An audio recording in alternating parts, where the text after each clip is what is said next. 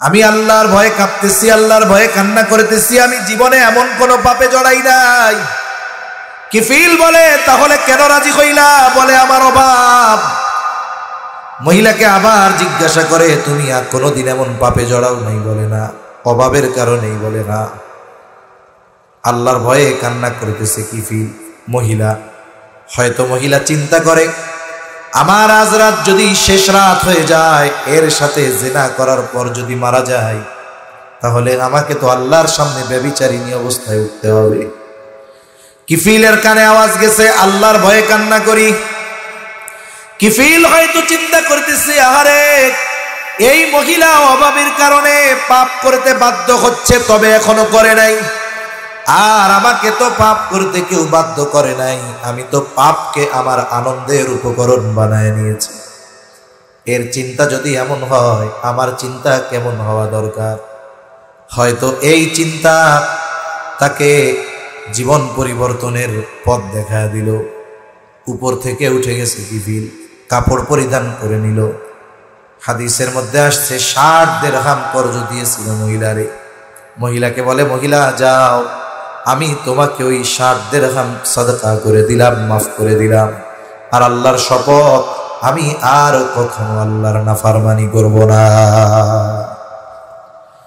একেবারে খালেস তওবা কইরা কিফিল বাড়িতে চলে গেছে। ঘটনাক্রমে ওই রাত ছিল জীবনের শেষ রাত কিফিলের জন্য। কিফিল রাতে মারা গেল। পরের দিন কিফিলের মৃত্যু সংবাদ মানুষেরা আনন্দ শুরু করে দিয়েছে। কারণ জালেমের মৃত্যুতে মানুষ ইন্না লিল্লাহ কইতে ভুলা গেলেও আলহামদুলিল্লাহ বলতে ভুলে না। মানুষ মারা যায় না, সারা মরার পরে আলহামদুলিল্লাহ বলে। ফেসবুকে মাঝে মধ্যে দেখি যুবক মারা গেছে, হ্যাঁ একেবারে সুদর্শন চেহারা, মোটরসাইকেল অ্যাক্সিডেন্টে শেষ। এখন চিন্তা করি আরে কোন মায়ের সন্তান গেল, কোন বাপ এই দেহটা কাঁধে নিবে? কারণ বাবার কাঁধে সন্তানের লাশের চাইতে ভারী দুনিয়ার কিছু নেই। খুললাম যে মানুষ দেখি কি বলে, হায় হায় ইন্না লিল্লাহ তো লেখেই না, সব দেই আলহামদুলিল্লাহ। আরো কয়জন লেখে আরো আগে মরলে ভালো হইতো, আল্লাহ বাঁচাইছে। তার মানে কি? তার আচার আচরণ, মানুষের সাথে ব্যবহার, এতে মানুষ অতিষ্ঠ হয়ে গেছে তার জুলুমে। এজন্য তার মৃত্যুতে মানুষ কষ্ট পাচ্ছে না, আনন্দে আলহামদুলিল্লাহ বলতেছে। কেমন জীবন! আল্লাহ এমন জীবন কাউরে না দিক, বলি আমিন। এজন্য কবি কত সুন্দর কথা বলে, তুমি যেদিন এসেছিলে ভবে, কেঁদেছিলে তুমি, হেসেছিল সবে। এমন জীবন তুমি করিও গঠন, মরণে হাসিবে তুমি, কাঁদিবে ভুবন। আল্লাহ আমাদের এমন জীবন দান করেন, বলি আমিন। মানুষেরা তো আনন্দ করতেছে, জালেম মরছে ভালো হইছে। কিন্তু কিফিল যে তওবা করেছে, তওবার খবর কেউ না জানলেও জানে কে? আল্লাহ তাআলা তো তারে মাফ করে দিয়েছে। কুদরতি ভাবে আল্লাহ তাআলা কিফিলের দরজার উপরে লিখে দিয়েছেন ইন্নাল্লাহা ক্বাদ গফারা লিল কিফিল রে তোমরা জালেম বলিও না, আল্লাহ তাআলা কিফিল রে মাফ করে দিয়েছে। তাহলে চিন্তা করে দেখেন, এমন জালেম, এমন কোনো পাপ নাই সে করে নাই। মহিলার একটা কথা, আল্লাহর ভয়ে কান্না করি, এতটুকু কথা কিফিলের জীবন পরিবর্তনের কারণ হয়ে গেছে। হতে পারে ওই লোক রাতে যখন হিসাব করবে, আরে আমার আজকের দিনে গোনা বেশি, যদি বিগত হায়াত এমন হয়, আল্লাহর সামনে গোনার পাহাড় নিয়ে আমাকে দাঁড়ানো লাগবে। হয়তো এই চিন্তা, এই ভয় তাকে তাওবার ব্যাপারে উদ্বুদ্ধ করবে। হয়তো রাতের বেলা একাকী আল্লাহ তাআলার কাছে বলবে, আল্লাহ অতীতে যত গুনাহ করেছি মাফ চাই, আর করব না, ভবিষ্যতে আর করব না। আল্লাহ তাআলার কাছে হয়তো খালেস ভাবে মাফ চাইবে। যদি হয়ে যায় ওই রাত তার জীবনের শেষ রাত, তাহলে আগামী দিন কিয়ামতের ময়দানে গুনাহ শূন্য, নেকে ভরপুর আমলনামা নিয়ে সে আল্লাহর সামনে হাজির হবে। আল্লাহ রাব্বুল আলামিনের দরবারে অগণিত শুকর যে মহান মালিক হায়াতে বরকত দিয়ে সুস্থ রেখে দীর্ঘ সময় পর্যন্ত বিজ্ঞ সুবিজ্ঞ আলামা হযরতদের জবান থেকে খুবই গুরুত্বপূর্ণ কথা শ্রবণ করবার, আমাকেও আপনাদের খেদমতে কিছু কথা বলার তৌফিক যে মহান মানিব দান করেছেন, সে মহান মানিবকে খুশি করার জন্য মোহাব্বতের সাথে জবান খুলে অন্তর থেকে আমরা একবার কালিমাতুশ শুকর পাঠ করি, আলহামদুলিল্লাহ। অগণিত দুরুদ ও সালাম সৈয়দুল আম্বিয়া, আশরাফুল আম্বিয়া, খাতামুল আম্বিয়া, ইমামুল মুরসালিন, রহমাতুল লিল আলামিন মুহাম্মাদুর রাসূলুল্লাহ সাল্লাল্লাহু আলাইহি ওয়াসাল্লামের উপর। আমি আপনাদের খেদমতে পবিত্র কোরআনুল কারীম থেকে একটি আয়াত ও রাসূল আকরাম সাল্লাল্লাহু আলাইহি ওয়াসাল্লামের অগণিত হাদিস থেকে একটা হাদিস পাঠ করেছি। আল্লাহ তাআলার কাছে তৌফিক চাই, আল্লাহ তাআলা কিছু কথা বলার তৌফিক দেন, যে কথাগুলো আমাদের সবার দুনিয়া এবং আখিরাতের জন্য কল্যাণকর হয়। সকলে জবান খুলে বলি আমিন। সম্মানিত উপস্থিতি, এই দ্বীনি মাহফিলগুলো হোক ইসলামী সম্মেলন, হোক ওয়াজ মাহফিল অথবা বার্ষিক সভা, কোনো কোনো অঞ্চলে জলসা, কোনো কোনো জায়গায় বলে ইসলামী মহাসম্মেলন, কোনো জায়গায় বলে তাফসীরুল কোরআন মাহফিল, কোনো কোনো জায়গায় শিরোনাম থাকে ইসলাহি মাহফিল। অনেক শিরোনামে এই আয়োজনগুলো হয়। এই আয়োজনগুলোর মূল উদ্দেশ্য থাকে কিছু ওয়াজ নসিহাত, এর দ্বারা মানব জীবনের কিছু পরিবর্তন হওয়া।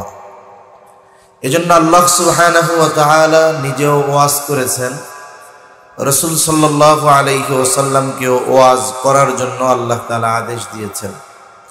কোরআনুল কারীমের মধ্যে বিধানাবলী সংক্রান্ত আয়াতের চাইতে ওয়াজ নসিহাত, উপমা, উদাহরণ, ঘটনা এগুলা বেশি। সাথে সাথে আল্লাহ তাআলা নবীজি সাল্লাল্লাহু আলাইহি ওয়াসাল্লামকেও বলেছেন, আপনি বারবার উপদেশ দেন, ওয়াজ করেন, নসিহাত করেন। কেন? কারণ এই উপদেশের মধ্যেই রয়েছে মুমিনের জন্য কল্যাণ, উপকার। আল্লাহ তাআলা বলেন, ওয়াযাক্কির ফাইন্নায যিকরা তানফাউল মুমিনিন। আল্লাহ রাব্বুল আলামিন বলেন, আপনি বারবার উপদেশ দেন, কেননা উপদেশ এর মধ্যেই রয়েছে মুমিনদের জন্য উপকার। ওয়াজের মধ্যে মুমিনদের জন্য রয়েছে উপকার। এখন তো ওয়াজের জন্য কত আয়োজন করা হয়, এরপরেও দেখা যায় জাগতিক ব্যস্ততা পেছনে ফেলে আমরা দ্বীনি মজলিসগুলোয় আসতে পারি না। কিন্তু নবীজি ওয়াজ করতেন, কোনো আয়োজনের প্রয়োজন ছিল না। নবীজি যখনই মদিনায় থাকতেন, প্রত্যেক নামাজের পরে নবীজি সাহাবায়ে কেরামকে ওয়াজ করতেন। নবীজি সাল্লাল্লাহু আলাইহি ওয়াসাল্লামের সাথে পথ চলতো সাহাবায়ে কেরাম, নবীজি ওয়াজ করতেন, সফরে ওয়াজ করতেন। অনেক সময় ওয়াজের জন্য আমরা শ্রোতার উপরে মুখাপেক্ষী থাকি। অনেক সময় মনে করি অনেকের চিন্তাধারা, কথা এরকম, অনুযোগ এমন যে লোক যদি না থাকে ওয়াজ ভালো হয় না। কিন্তু বাস্তবতা এর ব্যতিক্রম। হাজারো মানুষ যদি অমনোযোগী হয়, ওই হাজার মানুষের চাইতে একজন মনোযোগী শ্রোতা অনেক ভালো। একজন যদি ঠিক থাকে, ওইটা হাজার মানুষের চাইতেও ওই একজন ভালো। কত মজলিস হয়, অনেক মানুষ, কিন্তু মানুষের খেয়াল নাই, কেঁচামেচি করে, ভাল লাগে না। অনেক জায়গায় গেছি, 15-20 জন মানুষ আছে, 15-20 জন। আমরা তো সেলিব্রিটি না যে নাম হলে মানুষ চলে আসবে, এরকম। অনেক জায়গায় আছে যে মানুষ, ব্যক্তির মহব্বত আছে, পরিচিতি আছে, আসে। অনেক জায়গায় এমন হয় 10-15 জন মানুষ, কিন্তু এই মানুষগুলোর খেয়াল এমন যে আমি চিন্তা করছি অল্প সময় শেষ জামুগা, কিন্তু আল্লাহ তাআলা হয়তো ওই মানুষগুলোর খেয়াল আর চাহিদার কারণে এমন কিছু কথা জবানে আসে যেগুলো আমি চিন্তাও করিনি। এটা কিন্তু বাস্তব। একজন ওয়াইজ উনি কি বলবেন, উনি তো একটা নিয়ত করে শুরু করেন, কিন্তু মুখ দিয়ে কি বের হবে এটা অনেক সময় শ্রোতার আগ্রহ, আকর্ষণ, ইচ্ছার উপরে নির্ভর করে। আল্লাহ অনেক সময় অনেক কথা যেটা বক্তা চিন্তাও করে না, আল্লাহ সেটা তার মাথার মধ্যে ঢেলে দেয়। এজন্য নবীজি ওয়াজ করতেন, মসজিদ ভরা সাহাবায়ে কেরাম নবীজি ওয়াজ করতেন। অল্প যদি থাকতো ওয়াজ করতেন, নবীর সাথে পথ চলতেছে সাহাবায়ে কেরাম ওয়াজ করতেন।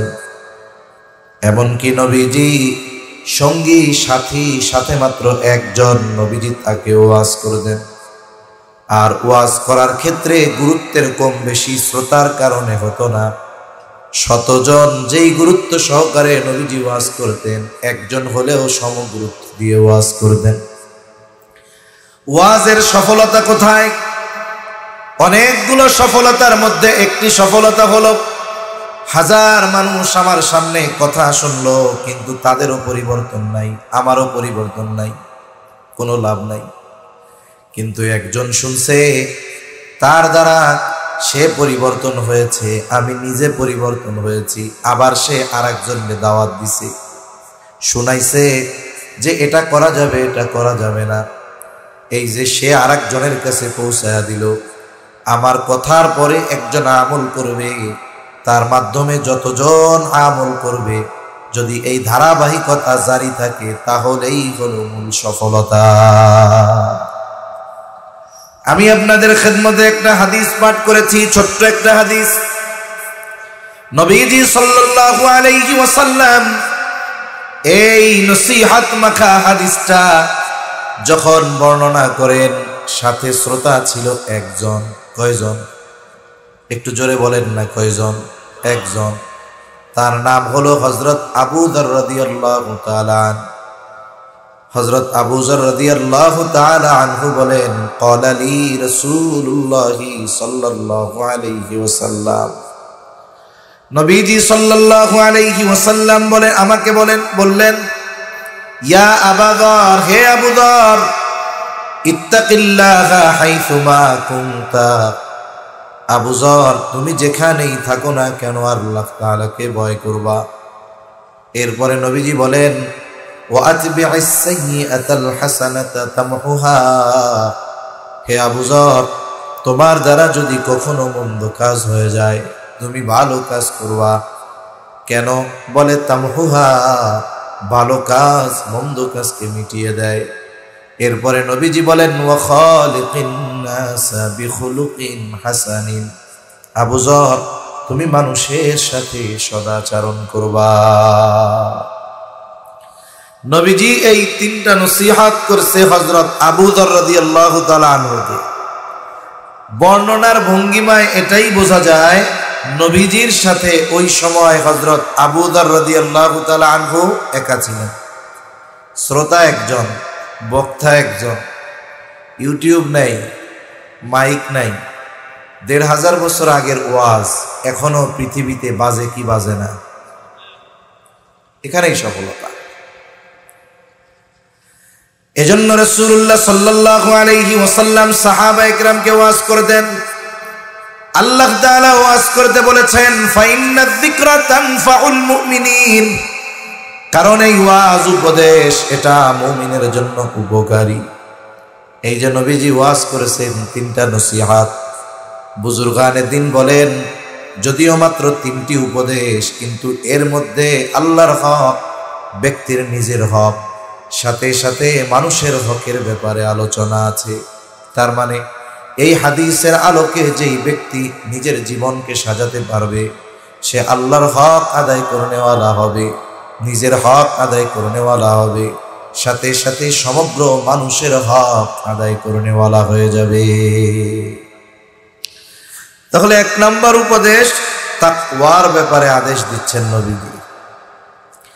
রাসূলুল্লাহ সাল্লাল্লাহু আলাইহি ওয়াসাল্লামের এমন কোন খুতবা নাই যেই খুতবায় নবীজি তাকওয়ার কথা বলেন নাই। প্রত্যেক খুতবায় নবীজি তাকওয়ার কথা বলতেন, বারবার তাকওয়ার কথা নবীজি বলতেন। তাকওয়ার নির্দেশ শুধু আল্লাহ নবী দিয়েছেন এমনটা নয়, আল্লাহ তাআলাও কোরআনে তাকওয়ার নির্দেশ দিয়েছেন। কোরআনুল কারীমের জায়গায় জায়গায় আল্লাহ তাআলা ঈমানদারদেরকে ডেকে বলেন, ইয়া আইয়ুহাল্লাযীনা আমানুত্তাকুল্লাহ। আল্লাহ তাআলা বলেন, হে ঈমানদারেরা তোমরা মুত্তাকি হয়ে যাও। আবার আল্লাহ তাআলা কোন কোন জায়গায় শুধু ঈমানদার নয় বরং গোটা মানব জাতিকে উদ্দেশ্য করে তাকওয়া অর্জনের আদেশ দিয়েছেন। বলে ঈমানদারদেরকে উদ্দেশ্য করে যেই তাকওয়ার আদেশ দিয়েছেন এর দ্বারা উদ্দেশ্য একরকম, আবার যখন গোটা মানব জাতিকে উদ্দেশ্য করে তাকওয়া অর্জনের নির্দেশ আল্লাহ তাআলা দেন ওইখানে উদ্দেশ্য আর এক রকম। যেমন পবিত্র কোরআনুল কারীমের প্রসিদ্ধ একটি সূরা, সূরার নাম হলো সূরাতুন নিসা। এই সূরার শুরুতে আল্লাহ তাআলা বলেন, ইয়া আইয়ুহান নাসুত্তাকু রাব্বাকুমুল্লাযী খালাকাকুম মিন নাফসিন ওয়াহিদা ওয়া খালাকা মিনহা যাওজাহা ওয়া বাসসা মিনহুমা রিজালান কাসীরান ওয়া নিসাআ। আল্লাহ তাআলা বলেন, ইয়া আইয়ুহান নাস, হে মানব সম্প্রদায়, ইত্তাকু রাব্বাকুম, তোমরা তোমাদের রবকে ভয় করো। কোন রব? বলেন আল্লাযী খালাকাকুম মিন নাফসিন ওয়াহিদা, ওই রবকে তোমরা ভয় করো যিনি তোমাদেরকে একটি প্রাণ থেকে সৃষ্টি করেছে। এই পৃথিবীতে যত মানুষ আছে, হোক নারী বা পুরুষ, মুসলিম কিংবা অমুসলিম, সকলকে আল্লাহ তাআলা বানিয়েছেন কয়জন থেকে? একজন থেকে। আবার এই পৃথিবীতে যত মানুষ আছে, হোক মুসলিম অমুসলিম বা পুরুষ, শুধু মানুষ নয়, গোটা সৃষ্টির রব কে? আরো জোরে বলেন না কে? এজন্য আল্লাহ গোটা মানব জাতিকে উদ্দেশ্য করে বলেন, হে মানব সম্প্রদায়, ইত্তাকু রাব্বাকুম, তোমরা তোমাদের রবকে ভয় করো। বলে এই জায়গায় তাকওয়া দ্বারা উদ্দেশ্য হলো ঈমান। তার মানে আল্লাহ তাআলা বলেন, হে মানব সম্প্রদায়, তোমরা তোমাদের রবের উপরে ঈমান আনো। বলে কোন রব? যিনি তোমাদের সকলকে একটি প্রাণ থেকে সৃষ্টি করেছে। এজন্য ঈমান আনার মাধ্যমে একজন মুত্তাকি তাকওয়ার সর্বনিম্ন স্তরে অবস্থান করে। ঈমান আনলেও সে মুত্তাকি। তাহলে আবার ঈমানদারকে আল্লাহ আবার কেন তাকওয়ার কথা বললেন? মানব জাতিকে উদ্দেশ্য করে তাকওয়া অর্জনের আদেশ দিয়েছেন, এখানে তো ঈমান বুঝলাম। তাহলে আবার ঈমানদাররে কোন তাকওয়ার কথা বললেন? দেখুন, ঈমানদারকে কোন তাকওয়ার কথা বলছে? তাকওয়ার আপার ক্লাসে অবস্থান করার জন্য বলছে, যে তোমার নিম্ন স্তরের মুত্তাকি হলে হবে না, তোমাকে আপার ক্লাসের মুত্তাকি হতে হবে। মুত্তাকি তাকওয়া, এই মুত্তাকি ঈমান আনলেও মুত্তাকি, এটা মুত্তাকির সর্বনিম্ন স্তর। সর্বোচ্চ স্তর কি? কোথায় কি করলে সর্বোচ্চ স্তর অর্জন করা যাবে, এটাও আল্লাহ জানায় দিয়েছেন। যেমন আমাদের বাংলাদেশে অনেকগুলো বাহিনী আছে। আমাদের দেশে নিরাপত্তার দায়িত্বে নিয়োজিত একটা বাহিনী পুলিশ বাহিনী আছে না নাই? পুলিশ। আপনাদের বাঁশখালী থানার যখন যাবেন, থানার ভেতরে দেখবেন কিছু পুলিশ আছে, জীবনে থানার ভেতরে গিয়ে চেয়ারে বসার সুযোগ হয় না, বাইরে দাঁড়ায় থাকা লাগে। মনে করেন বাড়ি হলো তার একেবারে উত্তরবঙ্গে। বলেন তো, এখান থেকে যখন সে বাড়ি যায়, সে একজন কনস্টেবল হাবিলদার, থানার সামনে দাঁড়ায় তার পাহারা দেওয়া লাগে। ওর এলাকায় যদি ওরে জিজ্ঞাসা করে তুমি কি করো? চাকরি করি। কিসে করো? বলে পুলিশে করি। আবার আপনাদের চট্টগ্রামের ডিআইজি যিনি অথবা যিনি পুলিশ বাহিনীর প্রধান, ওনাকে যদি জিজ্ঞাসা করা হয় কি করেন? জব করি। সার্ভিস কিসে? পুলিশে। পদ কি? পরে থাকলো। পরিচয় প্রথমে দুইজনেই দেয় পুলিশ। কিন্তু বলেন তো, পুলিশের আইজি, আইজিপি আর ডিআইজি, আর আপনার থানার সামনে পাহারা দেওয়া হাবিলদার পুলিশ, আর ডিআইজি পুলিশ, আইজিপি পুলিশ, দুইটা কি সেম নাকি? সার্ভিস তো এক, পুলিশের চাকরি। কিন্তু কই কুদ্দুস আলী, কয় না এরকম? আর কই ওই জায়গায়, কই থানার সামনে পাহারা দেওয়া হাবিলদার, আর কোথায় গিয়ে সে পুলিশের আইজিপি? ওই পুলিশ জীবনে আইজিপির সাথে একবার মোলাকাত হয়তো জীবনে করতে পারে না। পুলিশ দুইজন, পার্থক্য আছে না? তা মুত্তাকি ঈমান আনছে, ঈমান আনার কারণে মুত্তাকি, আর ঈমানদারকে আল্লাহ মুত্তাকি হতে বলছে, এর মধ্যে তফাৎ আছে। বুজুর্গানে দিনের কিছু কথা আমি আপনাদের একটু নকল করে শোনাইতেছি, এই আর কি। তাহলে আল্লাহ তাআলা ঈমানদারদের কোন মানের তাকওয়া অর্জনের আদেশ দিয়েছেন?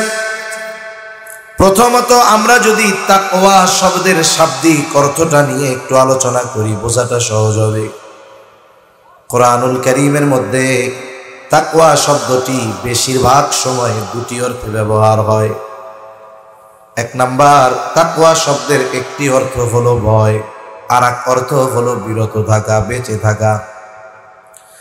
এক নাম্বার অর্থ ভয় করা। এখন আল্লাহ তাআলাকে ভয় করার নাম তাকওয়া। তবে সাধারণ ভয় আর আল্লাহকে ভয় করা এক হবে না, কারণ সমাজের মানুষ কিন্তু বহু কারণে আরেকজন মানুষকে ভয় করে। মনে করেন সমাজের মানুষ ওই সমাজের সবচাইতে খারাপ মানুষটাকে ভয় করে, কি করে না? সমাজের সবচাইতে নিকৃষ্ট ব্যক্তি যে, তাকেও কিন্তু মানুষ ভয় করে, করে না? কেন?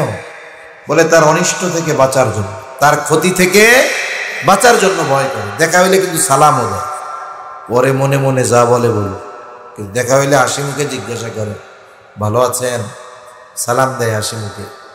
কিন্তু যতই সালাম দিক, মুখে হাসি দিক, অন্তরে তার প্রতি থাকে ঘৃণা, ঠিক কিনা বলে? আর বদদোয়া, জাল্লা এটা মরবে যে কবে, মরলে ভালোই, কিন্তু দেখা হইলে সালাম দেয়। এমন বাপ নেই ভাই, আপনাকে আমার চাইতে আর কেউ বেশি ভালোবাসে। তাহলে দেখুন, সমাজের মানুষ সমাজের সবচাইতে খারাপ মানুষটাকে ভয় করে, তার অনিষ্ট থেকে বাঁচার জন্য ভয় করে। বলে এই ভয়ের মধ্যে থাকে ঘৃণা, ঘৃণা। আবার সমাজের সবচাইতে ভালো মানুষটাকেও মানুষ ভয় করে। আপনাদের এলাকার সবচাইতে বড় বুজুর্গ মানুষ রাস্তা দিয়ে যাচ্ছে, রাস্তার সামনে ওইখানে দুইজন লোক সিগারেট খায়, তারাও হুজুরকে চিনে, হুজুরও তাদেরকে চিনে। যখন হুজুরকে দূর থেকে দেখবে, আস্তে করে সিগারেটটা ফালায়া দিবে। অন্যায় কাজ যদি করতে থাকে, হুজুরকে দেখে বন্ধ করে দিবে। আর একজন যদি জিজ্ঞাসা করে, কি রে থামলি কেন? বলে ওই তো হুজুর আসতেছে। কেন? ভয় লাগে। হ্যাঁ, কেন? বলে উনি আমাদের এলাকার সবচাইতে বড় বুজুর্গ মানুষ, খবরদার ওনার সামনে কোনো অন্যায় করা যাবে না।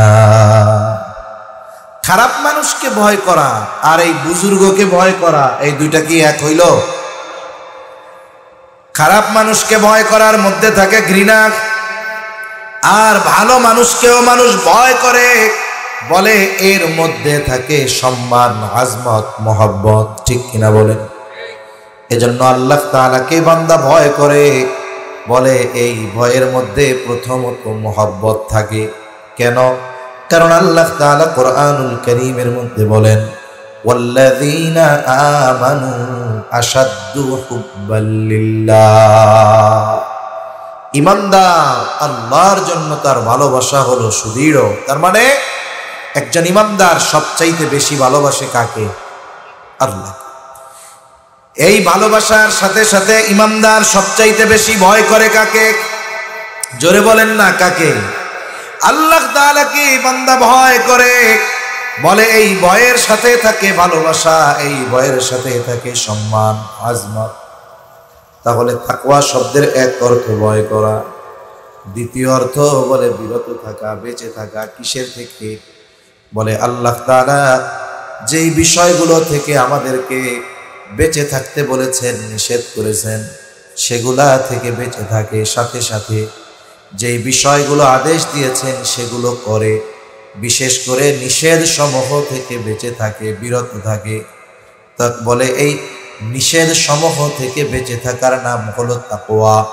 এখন যদি এই দুইটা শব্দের সমন্বয় ঘটানো হয়, কেমন যেন তাকওয়া শব্দের অর্থটা এমন হয়, পারিভাষিক অর্থটা দাঁড়ায়, বলে তাকওয়া হলো আল্লাহ তাআলাকে ভয় করে তার নিষেধ সমূহ থেকে বেঁচে থাকার নাম হলো তাকওয়া।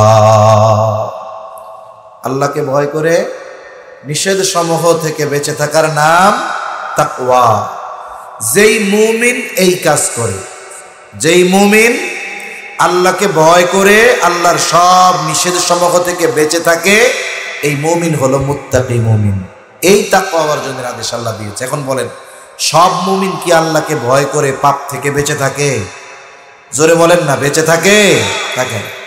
তাহলে মুমিনের জন্য যখন তাকওয়ার আদেশ, তখন কি যে তুমি আল্লাহকে ভয় করে আল্লাহর নিষেধ সমূহ থেকে বেঁচে থাকো। তাহলে তাকওয়া অর্জনের নির্দেশ মুমিনকে দিয়েছেন কে? আরো জোরে কে? আল্লাহ। আল্লাহ রাব্বুল আলামিন শুধু বান্দাকে কোনো বিষয়ের আদেশ করেন এমনটা নয়, বরং বান্দা আল্লাহ তাআলার ওই আদেশ কিভাবে বাস্তবায়ন করবে সেটাও আল্লাহ তাআলা বান্দাকে জানায় দেয়, শিখায় দেয়। কোরআনুল কারীমে আল্লাহ তাআলার যত আদেশ আছে, যত নিষেধ আছে, সব বাস্তবায়নের পদ্ধতিও আল্লাহ তাআলা বলে দিয়েছেন। সাধারণত এটা দুই ভাবে হয়। একটা হলো আদেশ করার পর ওই আদেশটা বাস্তবায়নের সুস্পষ্ট নির্দেশনা আল্লাহ দিয়ে দেন। আর একটা হলো সুস্পষ্ট নির্দেশনা দেন না ঠিক, তবে সূত্র দিয়ে দেয়। যেমন কোরআনুল কারীমে আল্লাহ তাআলার নির্দেশ যে তোমরা আল্লাহর আনুগত্য করো। এখন আমরা আল্লাহর আনুগত্য কিভাবে করব? এই প্রশ্নের জবাব আল্লাহ বলেন, মাইয়ুতি'র রাসূলা ফাকাদ আতা আল্লাহ। আল্লাহ তাআলা এই জায়গায় জানায় দেন, মাইয়ুতি'র রাসূলা ফাকাদ আতা আল্লাহ। যে রাসূলের আনুগত্য করলো সে কার আনুগত্য করলো? জোরে বলেন। তার মানে কোন আদেশ যদি কোরআনে থাকে আর ওই আদেশ যদি সুস্পষ্টভাবে বাস্তবায়নের পদ্ধতি না পাওয়া যায়, তাহলে ওই আদেশ বাস্তবায়নের পদ্ধতি যার কাছে পাওয়া যাবে তিনি হলেন মুহাম্মাদুর রাসূলুল্লাহ সাল্লাল্লাহু আলাইহি ওয়াসাল্লাম। উপমা দেই একটা দুইটা উদাহরণ। যেমন নামাজের আদেশ করছেন কে? জবান খুলে বলেন, আরো জোরে কে? আল্লাহ। এখন যদি নামাজের আদেশ আল্লাহ করেছেন, কোরআনে আছে 82 জায়গায় নামাজের কথা আল্লাহ বলেছেন। এখন যদি কাউরে দায়িত্ব দেওয়া হয় শুধু কোরআন থেকে, নবীর হাদিস সুন্নাহ সব একদিকে, শুধুমাত্র কোরআনের থেকে ফজরের 2 রাকাত সুন্নাত আমরা যেভাবে পড়ি, যা যা করি সব কোরআনুল কারীম থেকে বের করে দিতে হবে। কিয়ামত পর্যন্ত যদি কাউরে হায়াত দিয়ে কাজে লাগাই দেওয়া হয়, সম্ভব নয়। তাহলে নামাজের আদেশ আছে কোরআনে, তবে নামাজের আদেশ আল্লাহ তাআলা কোরআনে করেছেন, তবে নামাজ কিভাবে পড়তে হবে এটা আল্লাহ শিখতে বলেছেন নবীর থেকে। ওই যে মাইয়ুতি'র রাসূলা ফাকাদ আতা আল্লাহ, এই জন্য নামাজের আদেশ করেছেন আল্লাহ, উম্মতকে নামাজ পড়া শিখিয়েছেন মুহাম্মাদুর রাসূলুল্লাহ সাল্লাল্লাহু আলাইহি ওয়াসাল্লাম। এজন্যই নবীজি সাল্লাল্লাহু আলাইহি ওয়াসাল্লাম বলেন, সাল্লু কামা রাআইতুমুনি উসাল্লি। নবীজি সাল্লাল্লাহু আলাইহি ওয়াসাল্লাম বলেন, সাল্লু নামাজ পড়ো। কিভাবে পড়বা? কামা রাআইতুমুনি উসাল্লি, যেভাবে আমাকে নামাজ পড়তে দেখো। তার মানে দেখুন, নামাজের আদেশ আল্লাহ করেছেন, তবে নামাজের পদ্ধতি বলে দেন নাই, বরং নামাজের পদ্ধতিটা প্র্যাকটিক্যাল ভাবে মুহাম্মাদুর রাসূলুল্লাহ সাল্লাল্লাহু আলাইহি ওয়াসাল্লাম উম্মতকে শিখিয়েছে। নামাজের যে ফরজগুলো আছে, ফরজগুলোর মধ্যে একটি ফরজ রুকু করা। রুকু করা কি নামাজের একটি ফরজ। রুকুর আদেশ কোরআনুল কারীমের মধ্যে আছে। আল্লাহ তাআলা বলেন, ওয়ারকাউ মা'আর রাকিঈন, রুকুকারীদের সাথে রুকু করো। রুকু শব্দের শাব্দিক অর্থ কি? ঝুঁকা। রুকু শব্দের শাব্দিক অর্থ ঝুঁকা। কিন্তু বলেন তো কতটুক ঝুঁকতে হবে, কতটুক পরিমাণ ঝুঁকা লাগবে, এটা কিন্তু আপনি কোরআনুল কারীমে পাবেন না। এখন একজন নামাজে দাঁড়াইছে, রুকু করলো, সুস্থ সবল মানুষ, সে যদি শুধু মাথাটা একটু ঝুঁকায়, এরকম সোজা দাঁড়াইয়া মাথা ঝুঁকাইছে, আপনি জিজ্ঞাসা করলেন এটা কি করছিলাম? রুকু করছিলাম। আপনি কি তার এতটুকু ঝুঁকাকে রুকু বলবেন? বলবেন না। তাহলে এই রুকুর দ্বারা ঝুঁকার দ্বারা কতটুক ঝুঁকতে হবে, কিভাবে ঝুঁকতে হবে, এটা প্র্যাকটিক্যাল ভাবে উম্মতকে শিখিয়েছেন মুহাম্মদুর রাসূলুল্লাহ সাল্লাল্লাহু আলাইহি ওয়াসাল্লাম। আমি যদি মাথা এতটুকু ঝুঁকাই, এটাকে আপনি রুকু বলবেন না, বরং রুকু বলবেন কখন? বলে পুরা 90 ডিগ্রি বাঁকা হইতে হবে, ডালের মতো বাঁকা হয়ে যাবে। সে দাঁড়াবে, তার কোমরটা বাঁকা করবে, মাথা পিঠ একেবারে সমান হয়ে যাবে। এইরকম ঝুঁকাকে আমরা রুকু বলি, ঠিক কিনা? এখন রুকুর জন্য যে এতটুকু ঝুঁকতে হবে, এটা তো কোরআনে পাই নাই, এটা পাইলাম কোথায়? নবীর থেকে। এজন্য বলতেছিলাম, যখন আল্লাহ তাআলা কোনো আদেশ করেন, ওই আদেশ বাস্তবায়নের পদ্ধতি আল্লাহ বলে দেন দুই সিস্টেম। একটা হলো সুস্পষ্টভাবে বলে দেন, আর একটা হলো সুস্পষ্ট বলে দেন না ঠিক, কিন্তু এই আদেশ বাস্তবায়ন বা প্র্যাকটিক্যাল কোথার থেকে শিখতে পারবে, সে নির্দেশনা দিয়ে দেন কে? আল্লাহ। কথা বুঝতে কষ্ট হইতেছে? আচ্ছা। কিন্তু তাকওয়া অর্জনের ক্ষেত্রে আল্লাহ রাব্বুল আলামিন সুস্পষ্টভাবে জানায়া দিয়েছেন। আল্লাহ তাআলা কোরআনুল কারীমের বেশ কিছু জায়গায় তাকওয়া অর্জনের পদ্ধতি আল্লাহ তাআলা জানায়া দিয়েছেন।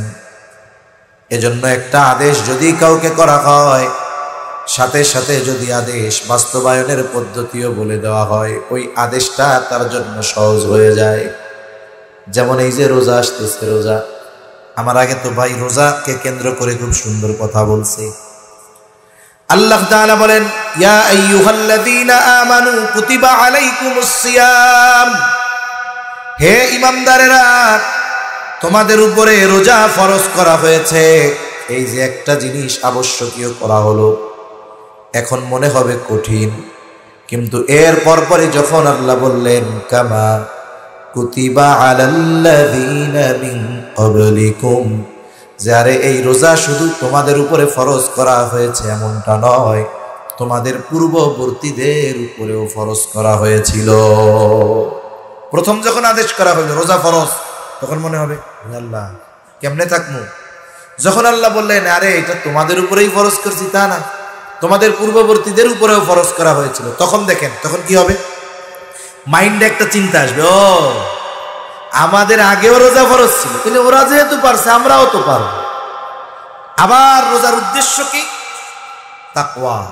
আল্লাহ যখন জানাইছে, তখন আদেশ করার সাথে সাথে যেমন কঠিন কষ্ট মনে হইতে পারতো, কিন্তু যখন বলছে এটা আগেও ফরজ ছিল, আবার এর মাধ্যমে তোমরা মুত্তাকি হতে পারবা, লাআল্লাকুম তাত্তাকুন, যাতে তোমরা মুত্তাকি হতে পারো। লাআল্লাহ কালামে ইলাহির মধ্যে আসলে ইয়াকিনের অর্থ দেয়, এর মানে তোমরা যারা রোজা রাখবা তোমরা মুত্তাকি হইতে পারবা। তাহলে দেখুন, আদেশ করার পরে যদি ওই আদেশ বাস্তবায়নের পদ্ধতি বলে দেওয়া হয়, তাহলে এটা আদেশ করার পরে যেমন কঠিন মনে হয়, পদ্ধতি বলে দেওয়ার পরে আগের চাইতে সহজ হয়ে যায়। মনে করেন আপনাদের এই এলাকার একজন মানুষ জীবনে কোনো দিন সে চট্টগ্রাম যায়, ক্রসিং পার হয় না, ট্যানেলের কাছেও যায় না, দুই একবার জীবনে হয়তো বাঁশখালী গেছে। এরা যদি আপনি সকালবেলা ঘুম থেকে উঠা বলেন, অথবা সন্ধ্যায় যদি বলেন তোমার আগামীকাল ঢাকা যাইতে হবে, ওর রাতের ঘুম হারাম হয়ে যায়। যে বেটা জীবনে কোনোদিন চট্টগ্রাম যায় নাই, ওরে আপনি ঢাকা যাইতে বলতেছেন, ও দেখবেন রাতে আর এপাশ ওপাশ করবে, আল্লাহ কি হবে না হবে কে জানে। সকালবেলা এসে বলবে ভাই ঢাকা ঢাকা যাইতে পারবো না, ভাই আমি শেষ, কোত্থেকে হারাই যাবো, কি হইব না হইব, টানেলের নিচে দিয়ে যাবো, নদীর পানি ভেঙে পড়ে কিনা, তা ঠিক আছে। এখন আপনি তারে বললেন আরে তুমি ভয় পেও না, আমি তোমার এইখান থেকে সুন্দর মতো চট্টগ্রাম নিয়ে যাব, ওইখান থেকে একটা বাসে উঠাইয়া দিব, অথবা তোমারে আমি বটতলি ট্রেন স্টেশনে গিয়ে ট্রেনে উঠাইয়া দিব, তুমি নাম্বা টাম্বা না, একেবারে সর্বশেষ যেই জায়গায় যাবে ট্রেন, ওইখানে যখন দেখবা সবাই নামতেছে, এরপরেও তুমি নামবা না, তুমি শুধু বৈশাই থাকবা। কেন বৈশা থাকবা?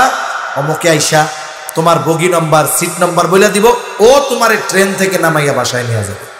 বলেন তো, যেই আদেশ শুইনা রাত ভর ঘুম হইতেছিল না, যখন যাওয়ার পদ্ধতি তাকে বলল, আদেশ দেওয়ার পরে যে টেনশন ছিল এখন আছে না কমছে? এখন ও উল্টা কি করবে জানেন? ওরে ট্রেনে উঠাই যখন দিবে, ওইখান থেকে যখন ওরে নামায় নিয়ে যাবে, তখন ও ফোন দিয়া বলবে ওরে ভাই ঢাকা আসা এত সহজ, এটা আমি আগে জানতাম না। অথচ দেখুন, পদ্ধতি বলার আগে ওর কাছে মনে হচ্ছিল মাথার উপরে মনে হয় পাহাড় চাপায় দিচ্ছে। এজন্য আল্লাহ তাআলা আদেশ করার সাথে সাথে ওই আদেশ বাস্তবায়নের পদ্ধতিও আল্লাহ বলে দেয়। আল্লাহ তাআলা তাকওয়ার ব্যাপারে কোনো ডিরেকশন সরাসরি দিয়েছেন, কোনো ইঙ্গিত দেন নাই। আমরা একটা দুইটা পদ্ধতি জানি, সাথে সাথে এগুলো বাস্তব জীবনে প্রয়োগের চেষ্টা করি। আল্লাহ তাআলা বলেন, ইয়া আইয়ুহাল্লাযীনা আমানুত্তাকুল্লাহ। আল্লাহ তাআলা বলেন, হে ঈমানদারেরা, তোমরা মুত্তাকি হয়ে যাও। মুত্তাকি মানে কি? আমরা যেটা পরিভাষা বলেছি যে আল্লাহকে ভয় করে সকল নিষেধ সমূহ থেকে বেঁচে থাকো। তার মানে আল্লাহ বলেন, হে ঈমানদারেরা, আমাকে ভয় করে আমার আদেশ নিষেধ মেনে চলো। আমরা যদি জিজ্ঞাসা করি আল্লাহ এটা কিভাবে করতে পারি, প্রশ্ন করার আগে আল্লাহ তাআলা জবাব দিয়ে বলেন, ওয়াকুনু মা'আস সাদিকিন। ও বান্দা, তুমি যদি মুত্তাকি হতে চাও, সত্যবাদীদের সঙ্গী হয়ে যাও। আল্লাহ তাআলা এখানে আবেদিন বলেন নাই, আল্লাহ তাআলা যাকিরিন বলেন নাই, আল্লাহ তাআলা শাকিরিন বলেন নাই, আল্লাহ তাআলা বলেছেন সাদিকিন। সত্যবাদীদের সঙ্গী হয়ে যাও। সত্যবাদী চোখে দেখি কম, আরো আলো আসতেছে তো মনে হয় যে ব্যথা হয়ে যাচ্ছে, এজন্য লাইটগুলো সাইডে দিলে সুন্দর, তাহলে আমিও আপনাদের ভালো মতো দেখতে পারবো। আলো চোখে পড়লে সামনে দেখা যায়, আমি আপনাদের চেহারা ভালো মতো দেখতেছি, কারণ আমার চোখে সব আলো। এজন্য আলোগুলা এই দুই সাইডে দিবেন, সামনে যদি আল্লাহ তাআলা তৌফিক দেয়। আলো সামনে দিলে, দুই পাশে দিলে কি হবে?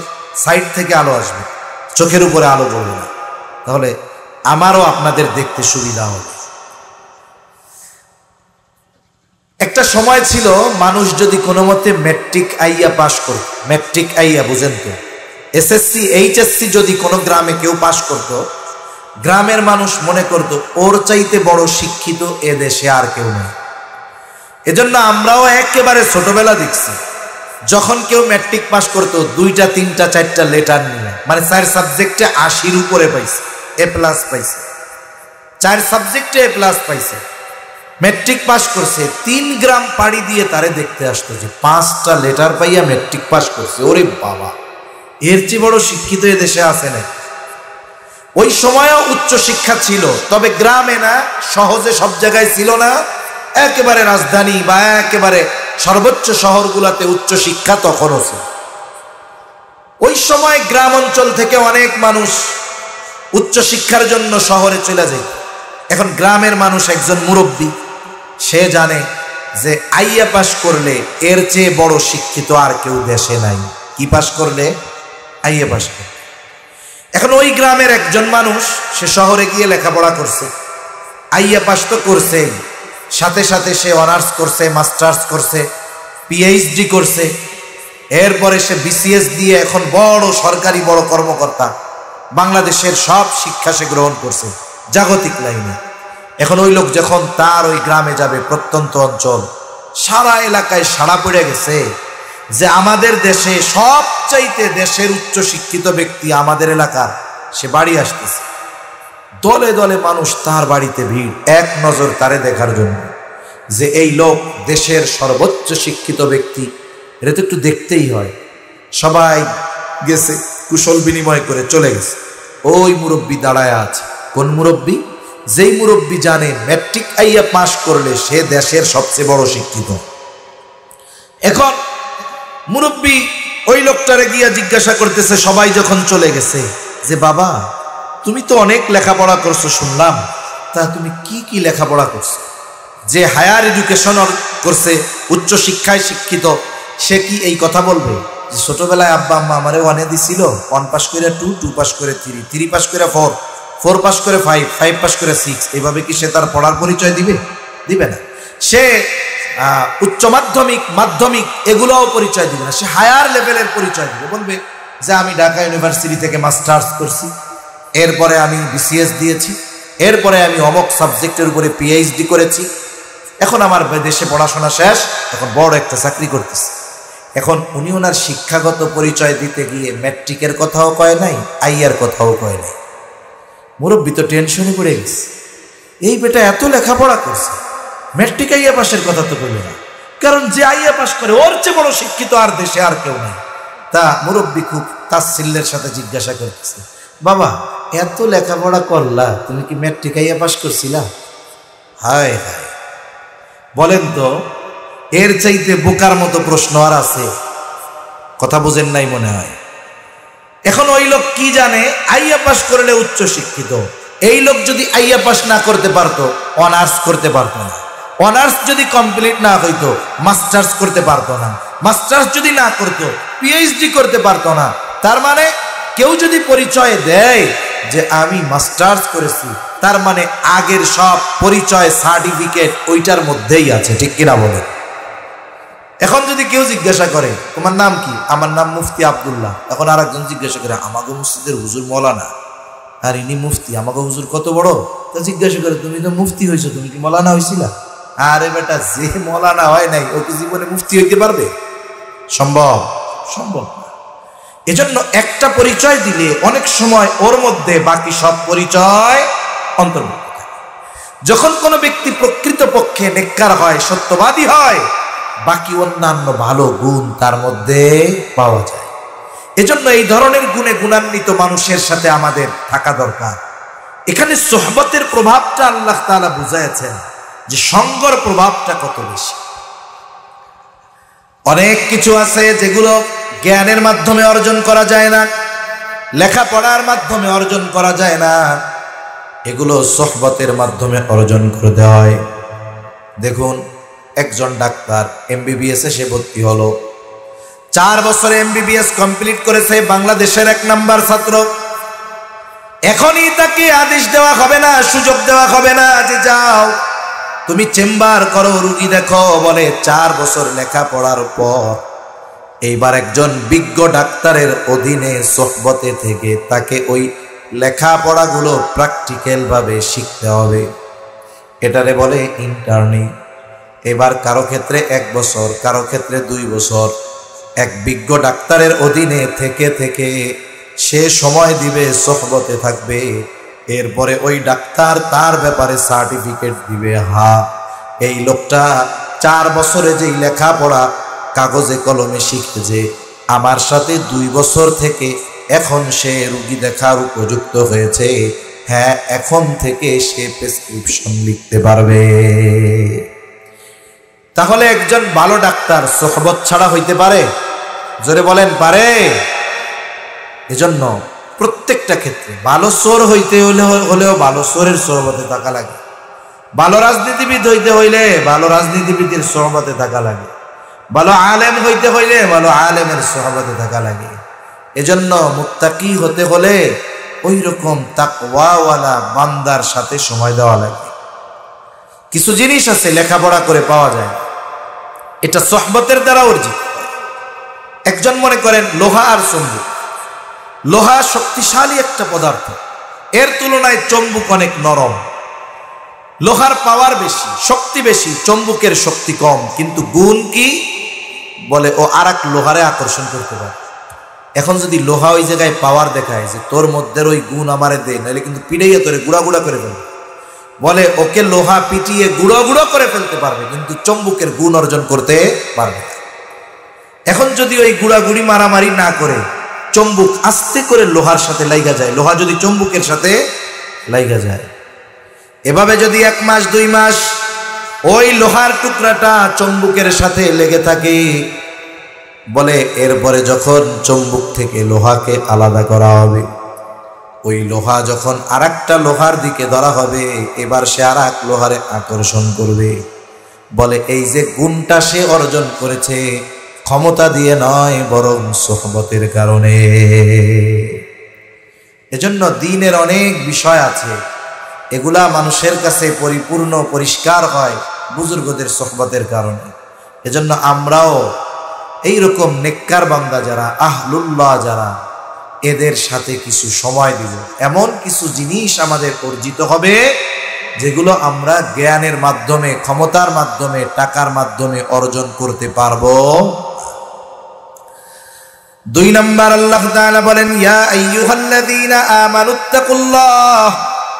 আল্লাহ তাআলা বলেন, হে ঈমানদারেরা তোমরা মুত্তাকি হও। আমরা যদি জিজ্ঞাসা করি আল্লাহ মুত্তাকি কেমনে হব, আল্লাহ তাআলা বলেন, ওয়াল তানজুর নাফসুম মা কদ্দামাত লিগাদ। আল্লাহ তাআলা বলেন, তুমি নিজের দিকে নজর দাও, আগামীর জন্য তুমি কি প্রেরণ করেছ। প্রত্যেকটি আগামী ভবিষ্যৎ, আগামী মানে কি ভবিষ্যৎ। আল্লাহ তাআলা এখানে আগামী দ্বারা দুনিয়ার হায়াতের আগামী বা ভবিষ্যতের কথা বলেন নাই, কারণ দুনিয়ার ভবিষ্যৎ এটা তো অনিশ্চিত। আল্লাহ তাআলা সুনিশ্চিত ভবিষ্যতের কথা বলেছেন। বলে দুনিয়ার হায়াত অনিশ্চিত, মৃত্যু নামক ভবিষ্যৎটা হলো সুনিশ্চিত। কবর জগৎ সুনিশ্চিত, আখিরাত সুনিশ্চিত। বলে কারো জন্য জান্নাত, কারো জন্য জাহান্নাম, এটা হলো সুনিশ্চিত। কিন্তু আমরা ঠিক এর উল্টা, আমরা ওই সুনিশ্চিত ভবিষ্যতে ভালো থাকার জন্য কিছু না পাঠাইলেও 20 বছরের যুবক 60 বছরে কি খাবে 20 বছরেই চিন্তা করতে করতে মাথা চুল পাকায় ফেলছে, তাই না? যেমন সরকারি চাকরি যারা করে, উদাহরণটা বোঝানোর জন্য বলতেছি। একটা ছেলে ট্রেনিং দিয়ে আসছে, 20 বছরে চাকরি শুরু, তার বেতন চালু হয়ে গেছে। বলেন তো, বেতন চালু হলেই কি তারে পরিপূর্ণ বেতন সরকার দিয়ে দেয়, না কিছু কেটে রাখে? কিছু টাকা কেটে রাখে, বেতনের পরিমাণের উপরে নির্ভর করে কিছু টাকা কেটে রাখে। কেন? কেমন যেন গভর্নমেন্ট তারে বলে, শোনো, তুমি যথাযথভাবে দায়িত্ব পালন করে যাও, তোমার কোনো চিন্তা নাই, তোমার বয়স এখন 20 বছর, তুমি 60 বছর পর্যন্ত চাকরি করবা, এরপরে তোমার চাকরি শেষ, বাড়িতে যাইবা। তোমার তো 60 বছর পর্যন্ত চাকরি থাকবে, এরপরে নাই, তখন কি খাইবা এ চিন্তা করার দরকার নাই।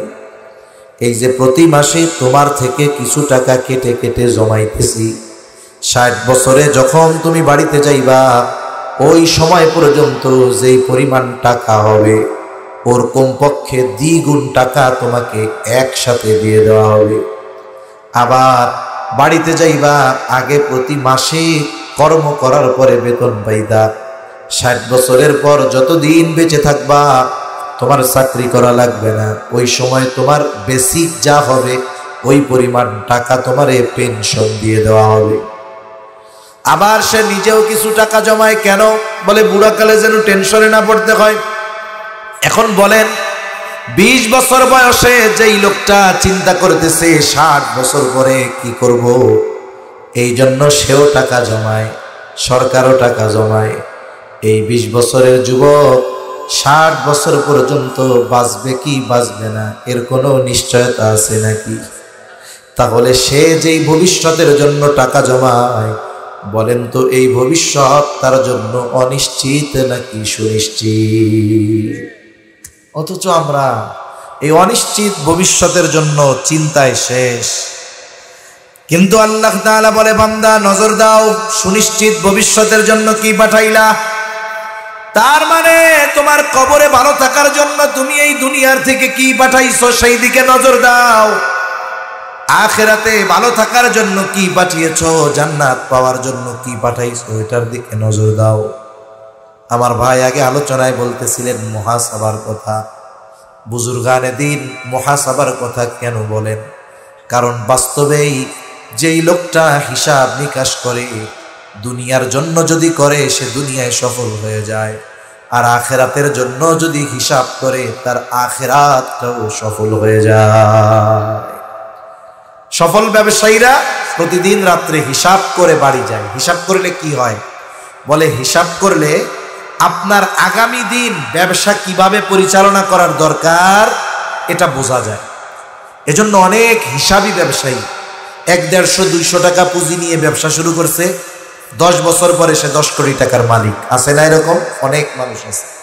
আবার অনেকে এমন আছে, বাবা থাকতো বিদেশে, সৌদি আরব, অনেক টাকা পয়সা পাঠাইছে, ছেলে লেখাপড়া করে নাই, মোটরসাইকেল একটা নিয়ে খালি ঘুরে বেড়াইছে, বিবাহের বয়স হয়ে গেছে, এখন কেউ বিয়া দিতে চায় না, বেকার পোলা। একজন ছেলে বলতেছে, আব্বা এমনিই তো চিটাগাঙে বিবাহ শাদী যে কঠিন, তা বেকার পোলা বিয়া তো দিব না, এক কাজ করেন আমার বাঁশখালী একটা দোকান নিয়ে দেন, 10 লাখ অ্যাডভান্স নিয়ে 20 লাখ টাকা দিয়ে ডেকোরেশন করে 30 লাখ টাকার মাল জিনিস উঠাইছে, কাপড়ের দোকান দিয়ে দিছে, কথার কথা।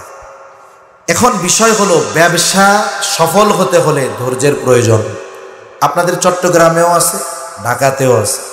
বড় বড় পাইকারি দোকান যেগুলো, যে সব জায়গায়, এরা 10 মাস দোকানের মধ্যে বসে বসে মাছি মারে আর মশা মারে, আর কোনো কাজ নেই।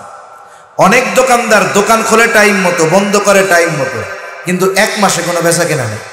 ওনারা যদি জিজ্ঞাসা করেন বেচা কেনা কয় মাস, কয় 2 মাস। তাহলে 10 মাস খুলে বসে রয়েছেন কে, বাড়ি যান গা। কয় এই 10 মাস খুলে বসে থাকি বিদায় ওই 2 মাস বেচা কেনা হয়। আর ওই 2 মাস এমন হয় যে 10 মাসের সব খরচ উঠে আরো বিশাল পরিমাণ আমার লাভ থাকে। তাহলে বোঝা গেল ব্যবসার ক্ষেত্রে ধৈর্য দরকার, আর এই ধৈর্য হুট করে অর্জন করা কঠিন। এখন দোকান তো দিয়ে দিচ্ছে, ও বসে থেকে কাস্টমার আসে না, আর ভালো লাগে। এইবার হোন্ডা নিয়ে বন্ধুদের সাথে ঘুরতে চলে যায়, হিসাব নাই, বাকি দেয়।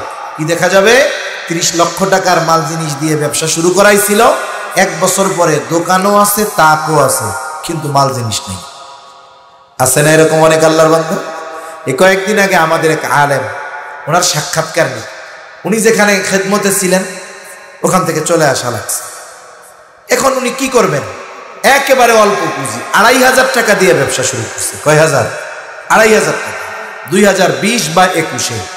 এখন ওনার পুঁজি এই 24 সালের শেষে গিয়ে ওনার পুঁজি হয়েছে, বিজনেস ভ্যালু হয়েছে 1 কোটি টাকা। কত টাকা? 1 কোটি টাকা তার মূলধন হয়ে গেছে।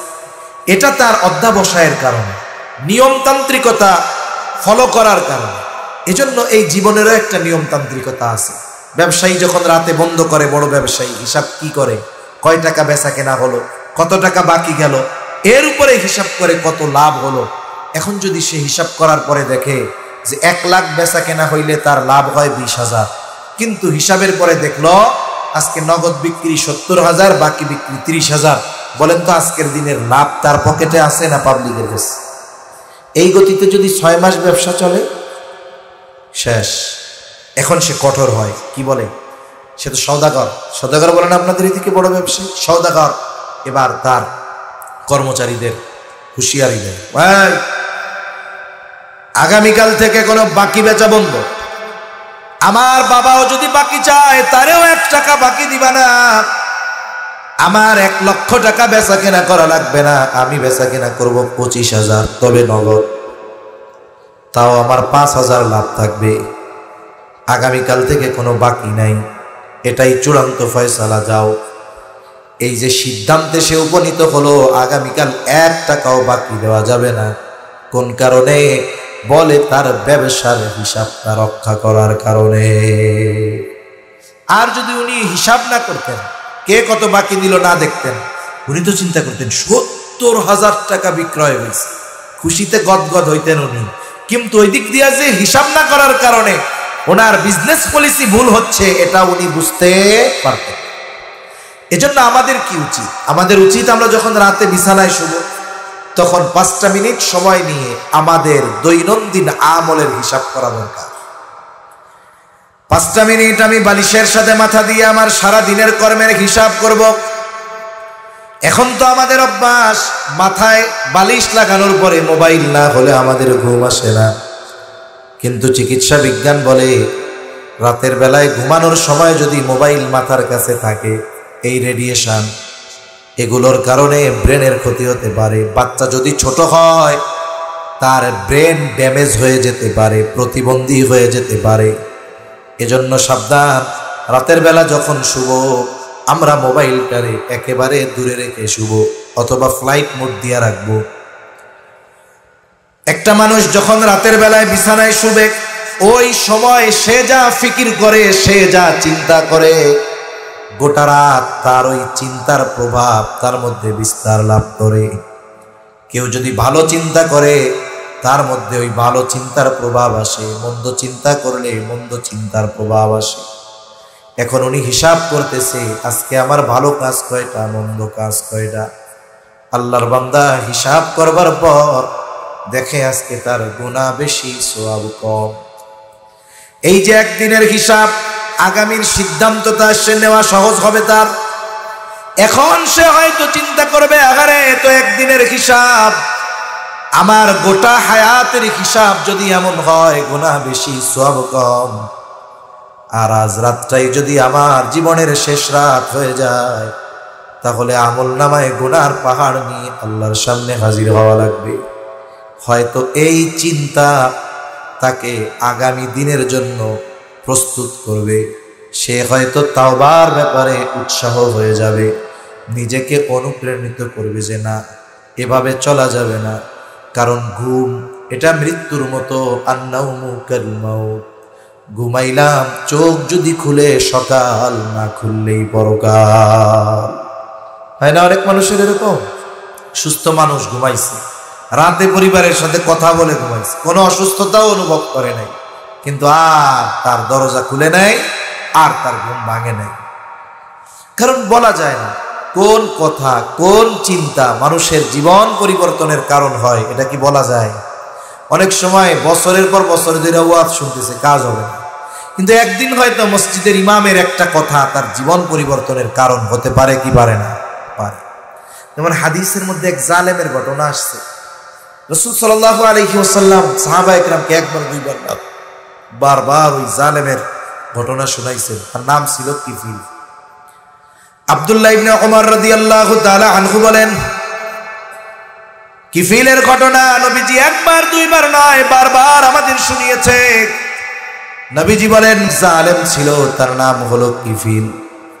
এমন কোনো পাপ নাই সে করে নাই, সব পাপে অভ্যস্ত ব্যক্তি কিফিল। কিফিলের কাছে একদিন একজন মহিলা আসছে, দরিদ্র মহিলা। এসে বলে, কিফিল আমারে কিছু টাকা ধার দাও। কিফিল সুদ কারবারি করতো, সুদি কারবারি করতো। কিফিলের কাছে এসে বলে, কিফিল আমারে কিছু টাকা কর্জ দাও, ধার দাও। যারা সুদি কারবারিতে অভ্যস্ত এরা মানুষের টাকা ধার দেয় না, সুদে যত লাগে তত দেয়। আসেনি সুদখোর আপনাদের এদিকে? আরে ব্যাংকেই যে শুধু সুদ তা না, এখন তো অনেক এলাকা ঘর ঘর সুদে ভরে গেছে। অনেক জায়গায় এমনও শুনেছি, সফরের খাতিরে স্বামী মসজিদ কমিটির সদস্য, তার ওয়াইফ ঘরের মধ্যে মানুষকে সুদে টাকা দেয়। আস্তাগফিরুল্লাহ, কি অবস্থা চিন্তা করেন। অথচ সুদ এটা কি ছোটখাটো এক পাপ নাকি? এটা কি যেন তেন কবিরা গুনাহ, যেন তেন বড় গুনাহ? আল্লাহ এই সুদের মতো জঘন্য পাপ থেকে আমাদের হেফাজত করুক, বলি আমিন। মহিলা কিফিলরে বলে, কিফিল আমারে কিছু টাকা কর্জ দাও। কিফিল বলে, আমি কাউরে টাকা কর্জ দেই না, যদি নাও সুদে নিতে পারো। মহিলা বলে, আমার যদি সুদ দেওয়ার মতো সামর্থ্য থাকতো তাইলে কি তোমার কাছে আমি টাকা চাইতাম নাকি? কিফিল কিফিল তো সব পাপে অভ্যস্ত, জেনা ব্যভিচারে অভ্যস্ত। মহিলার চেহারা সুন্দর, বিধবা। এইবার কিফিল তারে কুপ্রস্তাব দিয়া বলে, শোনো, আমি তোমাকে টাকা দিতে পারি এই শর্তে, সুদ যদি না দিতে পারো আমার সাথে জেনায় লিপ্ত হবা। হাদিসের মধ্যে আসছে, কাদাল ফাকিরু আইয়াকুনা কুফরা। দরিদ্রতা মানুষকে কুফরি পর্যন্ত পৌঁছায়া দেয়। অনেক মানুষ জীবনের প্রয়োজনে অল্প কিছু অর্থের বিনিময়ে বেঈমান হয়ে যায়। অনেক অঞ্চলে আছে হয়। বলতে পারেন, হুজুর আপনারা কি করেন? আপনারা যা দেন এর থেকে অধিকাংশ উলামায়ে কেরাম ওই সমস্ত জায়গায় সহযোগিতা করে। আপনারা আমাদের হাদিয়া দেন, সব আমরা খাইতা না। আমরাও চেষ্টা করি কিছু করার, কিন্তু আমাদের যে অ্যাবিলিটির 1000 ভাগের 1 ভাগও না। তার সম্পদের অর্ধেক না 60 ভাগ দিয়ে দিছে মনে হয় তাদের ধর্মীয় কাজ পরিচালনা করার জন্য। এখন ওই ব্যক্তির টাকা এখানে ইনভেস্ট হচ্ছে, কোটি কোটি টাকা একজনকে দিয়ে দিবে যদি খালি খ্রিস্টান। আমি এমনি উখিয়া ওইদিকে গেছি, টেকনাফ, ওই স্থানীয় মানুষজন দেখাইছে।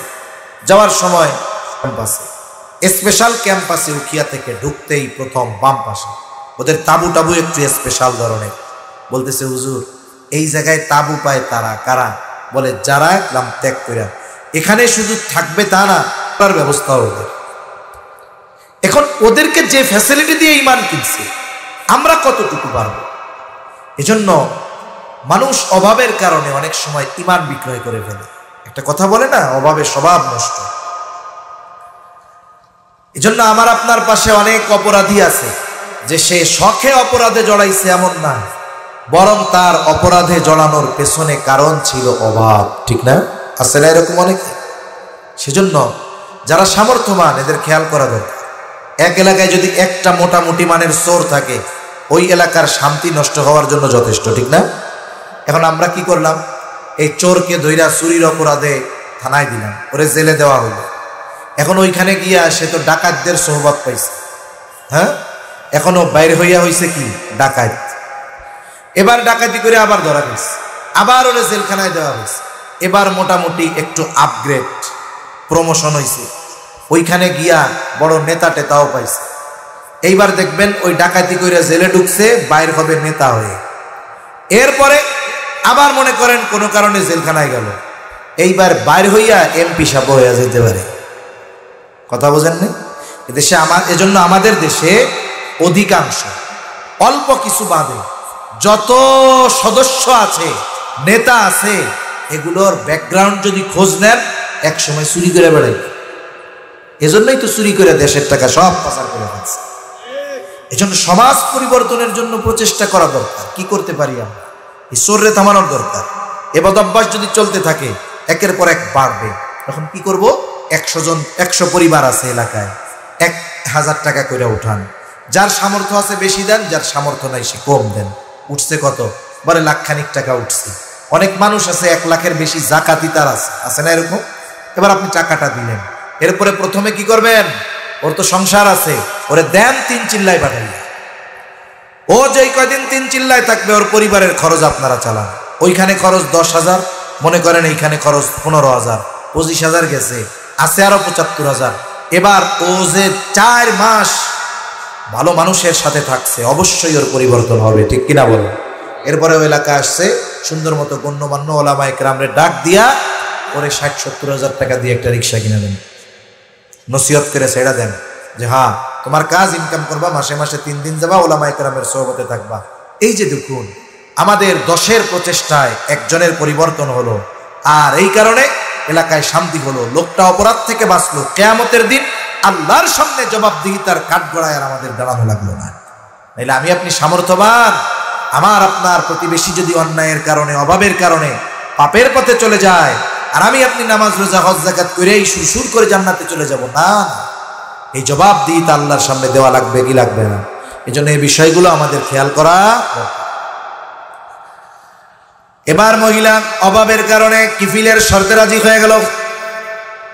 নির্ধারিত দিনে জালেম কিফিল মহিলার বাড়িতে হাজির। হাদিসের মধ্যে আসছে সে একেবারে জিনা করার জন্য প্রস্তুত। মহিলার উপরে সে চেপে বসছে, আর মহিলার চেহারা ঘুরায় রাখছে, আর থরথর করে কাঁপে, কান্না করে। একজন গেছে ফুর্তি করার জন্য, আর একজন এরকম করে। এখন কিফিল বলে, এমন জ্ঞান, আমি কি তোমারে জোর জবরদস্তি করছি নাকি? মহিলা কাপা কণ্ঠে কিফিল রে বলে, কিফিল, আমি জীবনে এই ধরনের পাপ করি নাই। আমি আল্লাহর ভয়ে কাঁপতেছি, আল্লাহর ভয়ে কান্না করতেছি, আমি জীবনে এমন কোন পাপে জড়াই নাই। কিফিল বলে, তাহলে কেন রাজি হইলা? বলে, আমার অভাব। মহিলাকে আবার জিজ্ঞাসা করে, তুমি আর কোনোদিন এমন পাপে জড়াও নাই? বলে না। অভাবের কারণেই? বলে না। আল্লাহর ভয়ে কান্না করতেছে কিফিল। মহিলা হয়তো মহিলা চিন্তা করে, আমার আজ রাত যদি শেষ রাত হয়ে যায়, এর সাথে জিনা করার পর যদি মারা যায়, তাহলে আমাকে তো আল্লাহর সামনে ব্যভিচারিণী অবস্থায় উঠতে হবে। কিফিলের কানে আওয়াজ গেছে, আল্লাহর ভয়ে কান্না করি। কিফিল হয়তো চিন্তা করতেছে, আহারে, এই মহিলা অভাবের কারণে পাপ করতে বাধ্য হচ্ছে, তবে এখনো করে নাই, আর আমাকে তো পাপ করতে কেউ বাধ্য করে নাই, আমি তো পাপকে আমার আনন্দের উপকরণ বানায় নিয়েছি। এর চিন্তা যদি এমন হয়, আমার চিন্তা কেমন হওয়া দরকার? হয়তো এই চিন্তা তাকে জীবন পরিবর্তনের পথ দেখায় দিল। উপর থেকে উঠে গেছে কিফিল, কাপড় পরিধান করে নিল। হাদিসের মধ্যে আসছে 60 দিরহাম কর্জ দিয়েছিল মহিলারে। মহিলাকে বলে, মহিলা যাও, আমি তোমাকে ওই 60 দিরহাম সাদকা করে দিলাম, মাফ করে দিলাম, আর আল্লাহর শপথ, আমি আর কখনো আল্লাহর নাফরমানি করব না। একেবারে খালেস তওবা কইরা কিফিল বাড়িতে চলে গেছে।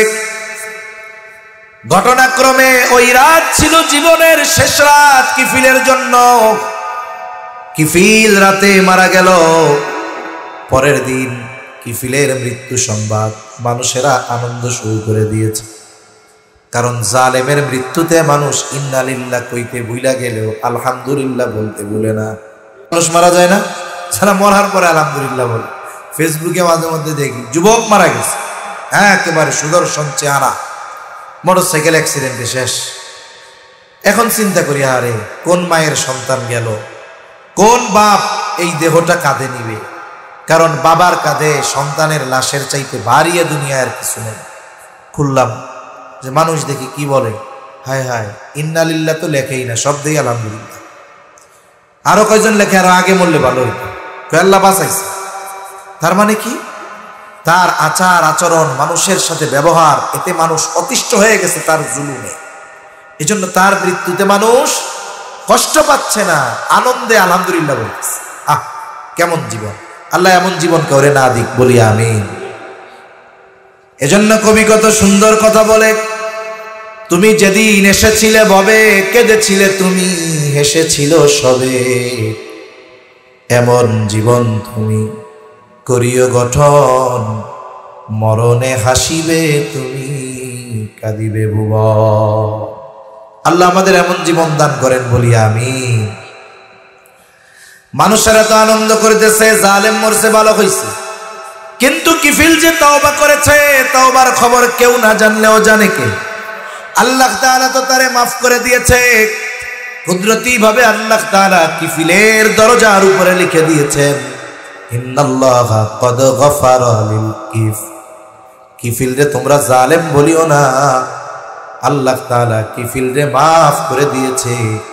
তাহলে চিন্তা করে দেখেন, এমন জালেম, এমন কোনো পাপ নাই সে করে নাই। মহিলার একটা কথা, আল্লাহর ভয়ে কান্না করি, এতটুকু কথা কিফিলের জীবন পরিবর্তনের কারণ হয়ে গেছে। হতে পারে ওই লোক রাতে যখন হিসাব করবে, আরে আমার আজকের দিনে গোনা বেশি, যদি বিগত হায়াত এমন হয়, আল্লাহর সামনে গোনার পাহাড় নিয়ে আমাকে দাঁড়ানো লাগবে। হয়তো এই চিন্তা, এই ভয় তাকে তাওবার ব্যাপারে উদ্বুদ্ধ করবে। হয়তো রাতের বেলা একাকী আল্লাহ তাআলার কাছে বলবে, আল্লাহ অতীতে যত গুনাহ করেছি মাফ চাই, আর করব না, ভবিষ্যতে আর করব না। আল্লাহ তাআলার কাছে হয়তো খালেস ভাবে মাফ চাইবে। যদি হয়ে যায় ওই রাত তার জীবনের শেষ রাত, তাহলে আগামী দিন কিয়ামতের ময়দানে গুনাহ শূন্য নেকে ভরপুর আমলনামা নিয়ে সে আল্লাহর সামনে হাজির হবে। এজন্য আমাদের প্রতিটা রাত হবে আমাদের আখিরাতের হিসাবের রাত। 3-4-5 মিনিট দরকার।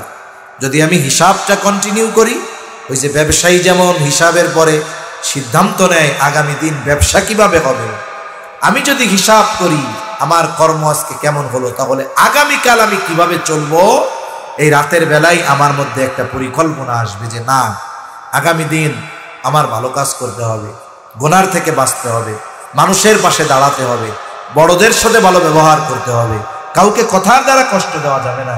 এভাবে প্ল্যানিং করে আমার জীবন সামনে চলবে। এক সময় কি হবে, ও রাতে হিসাব করবে, হিসাব করতে আইসা দেখবে হায় হায় সগীরা গুনাহ খুঁজে পাবে না, সগীরা গুনাহ খুঁজে পাবে না। কেমনে বুঝাইতেছি। এখন মনে করেন একজন মানুষ যে ফজর পড়ে, এরপরে যখন জোহর পড়ে, ফজর থেকে জোহর পর্যন্ত যত সগীরা গুনাহ, জোহর পড়লে সব মাফ। আবার আসর পড়লো, বলে জোহর থেকে আসর পর্যন্ত যত সগীরা গুনাহ সব মাফ। আর কবিরা গুনার ব্যাপারে তো সর্বোচ্চ সতর্ক। ও চেষ্টা করবে হবে না, অভ্যাস করলে এক সময় দেখবে গুনাহ হইতেছে না। এরপরে মাগরিব পড়লো, আসর থেকে মাগরিব সগীরা গুনাহ সব মাফ। এরপরে এশা পড়লো, বলে মাগরিব থেকে এশা পর্যন্ত সগীরা গুনাহ সব মাফ। ও তো আল্লাহর খাঁটি বান্দা, ও এশার নামাজ পড়া তো আর খারাপ কাজ করবে না, খাওয়া দাওয়া সেরা বিছানায় শুবে। এবার হিসাব করবে হায় কবিরা গুনাহ তো নাই, সগীরা গুনাহও খুঁজে পাবে না। সুবহান, এই ব্যক্তিটাই সফল, এই ব্যক্তিটাই সফল। এজন্য আমরা যদি মুত্তাকি হতে চাই, আমরা আখিরাতের জন্য কি পাঠাচ্ছি এই হিসাব আমাদের করার দরকার আছে না নাই? দৈনিক আমার কর্মের হিসাব করার দরকার আছে না নাই? এই দুইটা জিনিস। আর একটা রোজা, এই রোজা এর মাধ্যমে বান্দা তাকওয়া অর্জন করে। এখন রোজা শুধু না খেয়ে থাকার নাম রোজা নয়, রোজা শুধু না খেয়ে থাকার নাম নয়। আমরা যদি চিন্তা করি শুধু সুবহে সাদিক থেকে একবারে সূর্যাস্ত পর্যন্ত কিছু খাইলাম না, যারা বিবাহিত স্ত্রীর কাছে গেল না রোজাদার, কিন্তু সারাদিন জবানের গুনাহ করছে, হাতের গুনাহ করছে, দোকানদার মিথ্যা কথা কইছে, অন্যান্য যা সব চলছে, বলে এর রোজা হবে না খেয়ে থাকার নামান্তর। রোজার যত ফজিলতের কথা নবীজি বলেছেন এ সবগুলা থেকে সে বঞ্চিত হবে, কিচ্ছু পাবে না, তার কিছুই হবে না। শুধুমাত্র কি হবে বলে, শুধুমাত্র ওই যে টাইনা টুইনা পাশ করার মতো হবে। একজন 100-তে 33 পাইয়াও পাশ করছে, আর একজন 100-তে 90, 95, 100 পাইছে, দুইজনেই তো পাশ, ঠিক না? কিন্তু 33 পাইয়া যে পাশ করছে সে মানুষের সামনে গর্বের সাথে বলবে আমি পাশ করেছি। কত পাইছে? 33। মানুষ না বুঝতে তো লজ্জা লাগে না 33 পাইয়া পাশ করছে? তাহলে দেখুন ও পাশ, আবার যে গোল্ডেন এ প্লাস পাইছে 100-তে 100, কি পাইয়া পাশ করছে? Golden A plus. তাহলে দুইজনই পাশ, কিন্তু যে গোল্ডেন এ প্লাস পাইছে তার একরকম, আর ওই টিটি টাইনা টুইনা যে পাশ করছে তার অবস্থা একরকম। এত কষ্ট করে সারাদিন না খাইয়া থেকে যদি 33 পাইয়া পাশ করতে হয়, এটা দুঃখের বিষয় না? এজন্য আমরা রোজাও রাখবো, গুনাহ থেকেও বাঁচবো। হাতের গুনাহ, জবানের গুনাহ, চোখের গুনাহ, এই গুনাহ থেকে যদি বাঁচি, এই রোজা হবে আমার জন্য জাহান্নাম থেকে বাঁচার ঢাল। এখন একজন ঢাল নিয়ে গেছে আগুনের সামনে, কাপড়ের ঢাল, কাগজের ঢাল, ও তো কিছু লাগা লাগবে না, বাতাসেই ছিঁড়ে যাবে, ঠিক কিনা বলেন? এজন্য ওই রোজাই আমাকে জাহান্নাম থেকে বাঁচাতে পারবে যেই রোজা গুনাহমুক্ত রোজা হবে। ওই রোজার প্রতিদান স্বয়ং নিজে আল্লাহ, যেই রোজা গুনাহমুক্ত হবে। ওই রোজাদারকেই আল্লাহ কিয়ামতে পানি পান করাবে, বলে যে দুনিয়ায় গুনাহমুক্ত রোজা রাখছে। ওই রোজাদারকেই তো রাসূলুল্লাহ সাল্লাল্লাহু আলাইহি ওয়াসাল্লাম বলেন তার মুখের রোজা রাখার কারণে যেই গন্ধ হবে, লা খুলুফু ফামিস সাইমি আতিয়াবু ইনদাল্লাহি তাআলা মির রিহিল মিস, রোজা রাখার কারণে যেই গন্ধ এটা আল্লাহর কাছে মেশক আম্বরের চাইতে বেশি প্রিয় হবে। বলে গীবত কইরা মরা বাইর গোশত দাঁতে বাঁধাইয়া গন্ধ বানায় ফেলছে, ওনার মুখের গন্ধ তখন আল্লাহর ভালো লাগবে, তাই না? এজন্য আমাদের গুনাহমুক্ত রোজা যদি আমরা অতিবাহিত করতে পারি, তাহলে ওই রোজার দ্বারা আমাদের তাকওয়া অর্জন হবে ইনশাআল্লাহ। তাহলে 3টা বিষয় আমরা জানলাম মুত্তাকি হওয়ার জন্য। 1 নাম্বার সত্যবাদীদের সঙ্গী, 2 নাম্বার আমরা আখিরাতে কি পাঠাইতেছি এই হিসাবটা প্রতি রাত্রে করব, 3 নাম্বার রোজা আসতেছে, আমরা যথাযথভাবে রোজার হক আদায় করে রোজা রাখবো। সকলে বলি আমিন। তাহলে নবীজির 3টা উপদেশ ছিল, কয়টা মনে আছে নাকি? 1 নাম্বার আবু যর রাদিয়াল্লাহু তাআলা আনহু তাকওয়ার কথা নবীজি বললেন, যেখানেই থাকো না কেন আল্লাহকে ভয় করবা। 2 নাম্বার ওয়াতবিউস সাইয়্যাতাল হাসানাতা তামহুহা, তোমার দ্বারা যদি মন্দ কাজ হয়ে যায় ভালো কাজ করবা। কেন? ভালো কাজ মন্দ কাজকে মিটিয়ে দেয়। আল্লাহ বলেন ইন্নাল হাসানাতি ইউযহিবুনাস সাইয়্যাত। 3 নাম্বার নবীজি বলেন ওয়া খালিকিন নাসা বিখুলুকিন হাসানিন, আবু যর মানুষের সাথে সদাচরণ করবা। সদাচারী হলো সে যে মানুষের হক যথাযথভাবে আদায় করে। প্রত্যেকটা মানুষের একে অপরের উপরে হক আছে, আরে প্রাণী কুলেরও আমাদের উপরে হক আছে। রাসূল সাল্লাল্লাহু আলাইহি ওয়াসাল্লাম বলেন কেউ যদি অন্যায়ভাবে একটা চড়ুই পাখি হত্যা করে, ওই চড়ুই পাখি রক্তাক্ত অবস্থায় আল্লাহর কাছে উঠে বলবে আল্লাহ এই ব্যক্তি দুনিয়ায় আমার বিনা কারণে হত্যা করেছিল, কেন করেছিল এর কারণ জানতে চায়। অথচ যেগুলো হালাল আল্লাহর নামে জবাই দিয়ে যদি খায় পেট বইরা, ওরা কিছু বলবে না, কারণ জবাই হয়েছে কান্না, খাইছে আল্লাহর বান্দা। আর ওই চড়ুই পাখিটা ওইটারে মারছে বিনা কারণে। অনেকে মারে তো এরকম, হাতে গুলতি আছে, ওই যে পাখি মারা বন্দুক আছে, ইচ্ছা করে মেরা দিবে। এই হিসাবটা আল্লাহর কাছে দেওয়া লাগবে। মানুষের উপরে মানুষের হক আছে, হোক সে মুসলিম কিংবা অমুসলিম। অমুসলিমেরও হক আমাদের উপরে আছে, আছে না নাই? আছে। অমুসলিম যদি প্রতিবেশী হয় তার হক আছে।